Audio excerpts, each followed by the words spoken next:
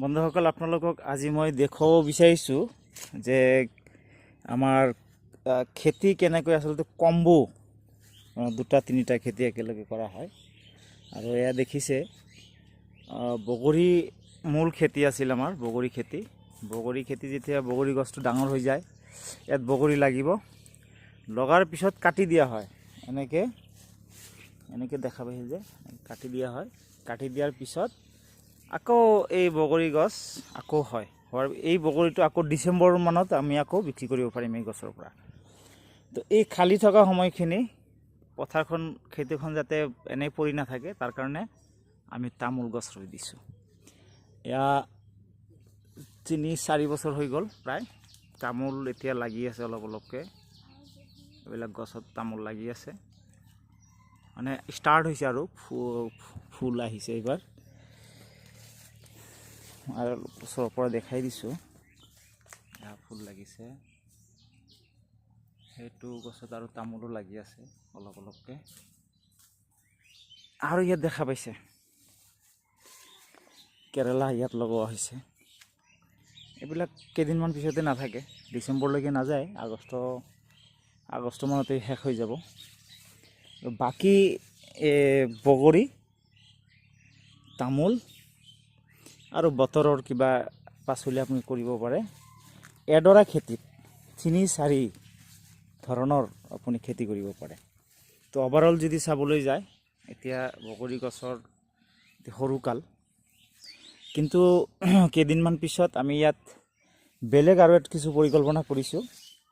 ইয়াত তামোলৰ লগে লগে পাণৰ এটা পৰিকল্পনা আছে, সেই কাম কৰা হ'ব। আৰু লগতে আৰু এটা আছে, মই নামটো কিবা পাহৰি গ'লোঁ, খুব দামী তামোলৰ লগত তামোল গছত সেইটো হয়। আৰু দেখা পাব যে একেবাৰে ছাইডত যে বেৰ দিব লাগে, নহ'লে বেলেগে আহি পেলাই বগৰীবিলাক লৈ যাব পাৰে।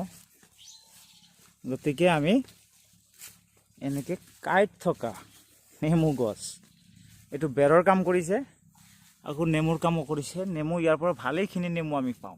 এইটো হৈছে খেতিৰ একদম ছাইডত, কাষে কাষে এনেকৈ নেমু টেঙা ৰুই দিয়া হৈছে।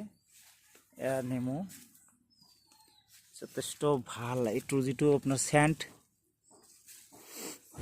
বহুত ধুনীয়া চেণ্ট, ইটছ ভেৰি গুড। আৰু বেছি দেখুৱাব খোজা নাই, অকণমান জংঘল হৈছে, এইখিনি চাফা কৰি দিম। আৰু তাৰপিছতে দেখা পাব কি ধুনীয়া। আৰু কাষে কাষে 2-এজোপা বেলেগ গছো আছে। মানে টোটেলি ক'বলৈ গ'লে ইয়াত আহিলে আপুনি প্ৰকৃতিৰ মাজত থকা যেনেই লাগিব। বাগান এখন, ধুনীয়া বাগান, চাৰিওফালে গছ গছনি, তামোল, চৰাই চিৰিকটিৰ মাত, আৰু এইটো এটা ভাল লগা ঠাই, যাৰ কাৰণে মই ভিডিঅ'টো আজি শ্বেয়াৰ কৰিম বুলি ভাবিছোঁ। নিজৰ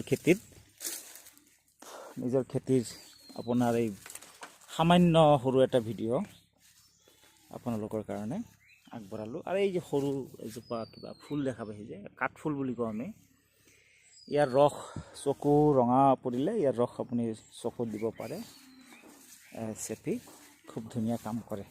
papa, how are you feeling? Good. हाँ, कैसा लगा आपको इधर आके? बहुत अच्छा। ये खेती आपको कैसा लगा? ये तो बहुत बढ़िया ही है। ओके, एंड लेटर आप क्या करेंगे, इसके बाद क्या करेंगे आप? इसके बाद हम खेलेंगे ओके, नाइस। दोस्तों के साथ। हाँ हाँ हाँ, बहुत सारे दोस्त खेलेंगे एक साथ। नाइस। फिर आज तो हरेगा है।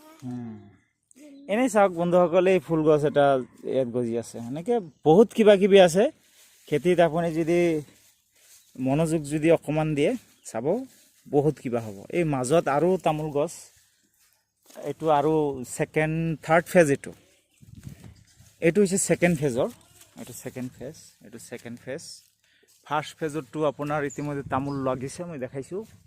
ছেকেণ্ড ফেজৰটো অকণমান সৰু আছে, আৰু থাৰ্ড ফেজৰো আছে বন্ধুসকল, গতিকে স্পেচখিনি আমি খালী নাৰাখোঁ, স্পেচ খালী ৰখা নহয়। সম্পূৰ্ণ স্পেচত কামত লগোৱা হ'ব আৰু মাজে মাজে ইয়াত যতন ল'ব লাগে অকণমান বৰষুণৰ বাৰিষাৰ দিন কাৰণে আমি জংঘলবিলাকত বেছি মনোযোগ দিয়া নাই আগষ্ট মানৰ পিছৰ পৰা ইয়াত দেখা পাব তেতিয়া মই এটা ব্লগ বনাম বেলেগ এটা পৰিৱেশ দেখা পাব যে নহওক ওভাৰঅল এই পৰিৱেশ দেখালোঁ এইফালে হেৰি আছে এই অলপ দূৰত আপোনাৰ অমিতা দেখা পাব আৰু 4th ফেজৰ কাৰণে তামোলৰ পুলি ইতিমধ্যে আমি তৈয়াৰ কৰিছোঁ তামোলৰ পুলিও ৰেডি হৈ আছে 4th ফেজৰ কাৰণে এই মাজত যে বহুত ঠাই দেখা পাইছে ইয়াত আকৌ তামোল থাকিব এইটো হৈছে 4th ফেজৰ কাৰণে তামোলৰ পুলি আৰু এই অমিতা গছ আৰু বহুত আছে মই দেখাই আছোঁ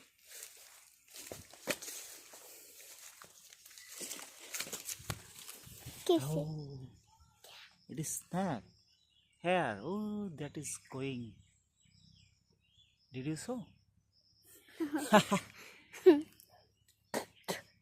أعوذ بكلمة الله من تمت من شر ما خلق let's go back আমি অকমান ভয়ে খাই গলো সৰু এটা সাপ আছিলে এইটো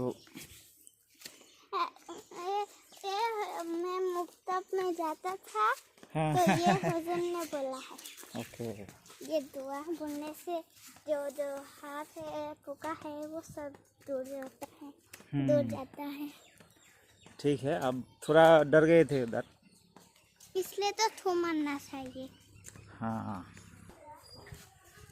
এয়া মই বেলেগ ফালে দিয়া হৈছে ইফালে সাপ দেখাৰ কাৰণে আমি অলপ ভয়ে খাই গৈছিলোঁ এতিয়া এই চাওক অমিতা ইয়াত অমিতা অকণমান মৰি গৈছে মানে ইয়াত পানী জমা হৈছিলে অমিতা গছত মন কৰিব লাগিব যে যাতে গুৰিত পানী জমা নহয় কিমান সৰু অমিতা গছত কেনেকৈ অমিতা লাগিছে চাইছেনে